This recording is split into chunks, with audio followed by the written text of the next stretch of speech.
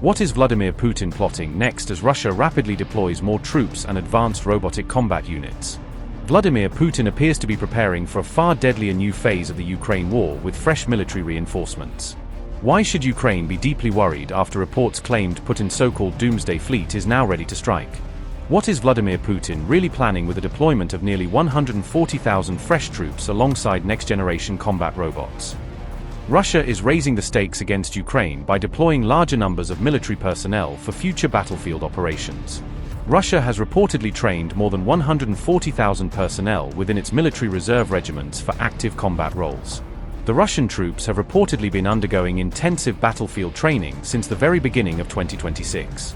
Specialized combat instructors were assigned to prepare the Russian reservists for increasingly complex frontline warfare scenarios. Russia's Deputy Defense Ministry disclosed these preparations during a high-level military meeting, according to multiple reports. The large-scale battle preparations reportedly involved 40 separate training events overseen by as many as 107 combat commanders. The training program was reportedly designed to transfer battlefield experience while forming highly mobile small tactical combat groups, according to the Moscow Times. Russia is also reportedly placing growing emphasis on training personnel to operate ground-based and maritime robotic combat systems. This follows Vladimir Putin's 2025 directive calling for the deployment of a 2 million-strong national mobilization reserve force. In July 2026, Russia's defense ministry reportedly began forming additional mobile firing groups to strengthen protection of key strategic sites. Speculation is now mounting that Russia could launch a much larger nationwide conscription drive later in 2026.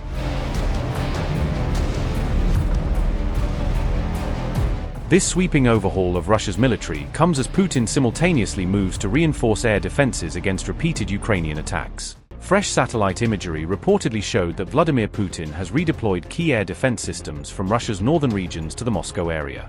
Even Russian-controlled territories inside occupied Ukraine may now be receiving additional air defense missile systems as part of the wider military reshuffle. Nearly 24 S-300 and S-400 long-range air defense systems have reportedly been relocated from the Russian city of Severodvinsk. The air defense network had previously been deployed to protect Russia's strategic nuclear-powered submarine shipyard, according to reports.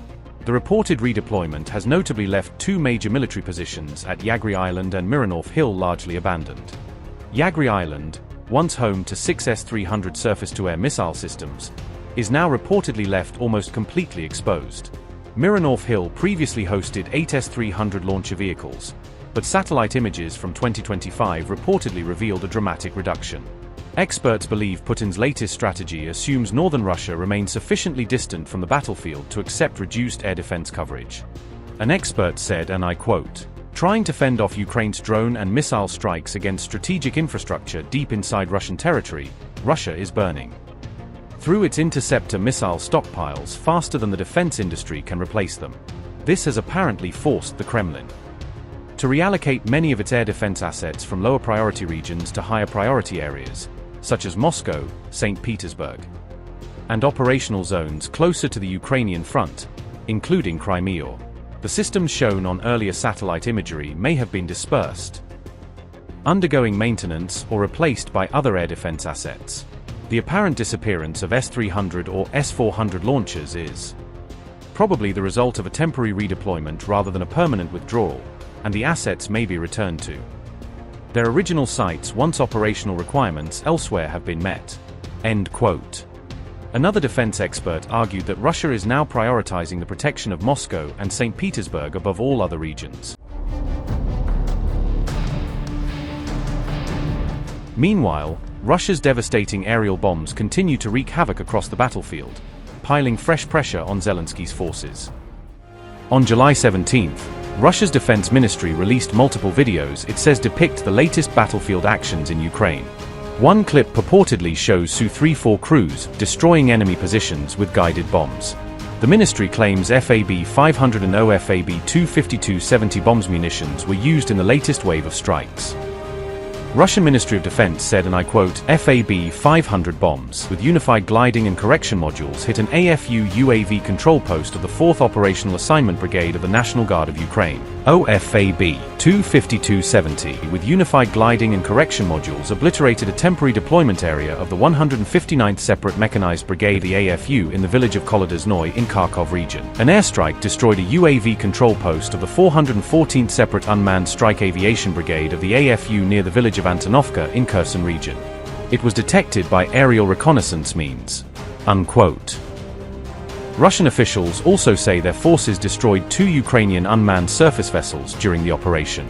According to the ministry, the Lancet strikes were carried out in the Black Sea and in Yarhorlik Bay.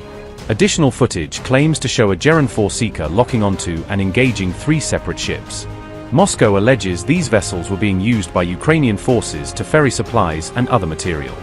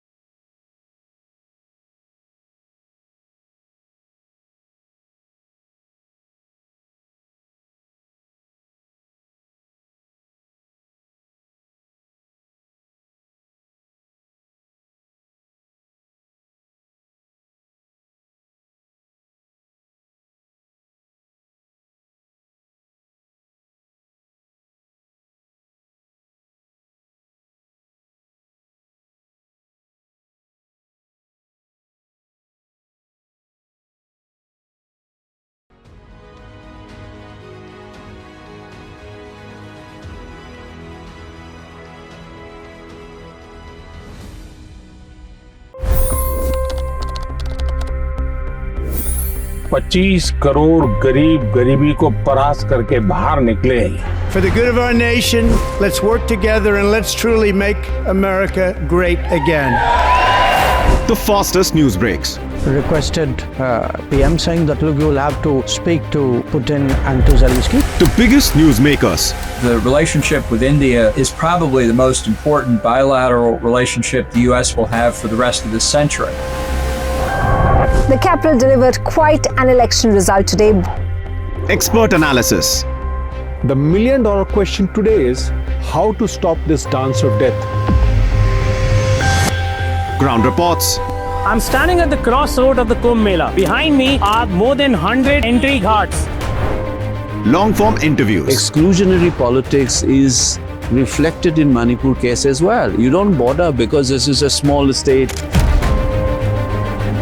Have you ever wondered what happens when a banking dynasty meets tides of world history, intrigue, and a dash of myth? Why exactly did the US topple the Sheikh Hasina government? HT videos. We don't just break news, we break it down.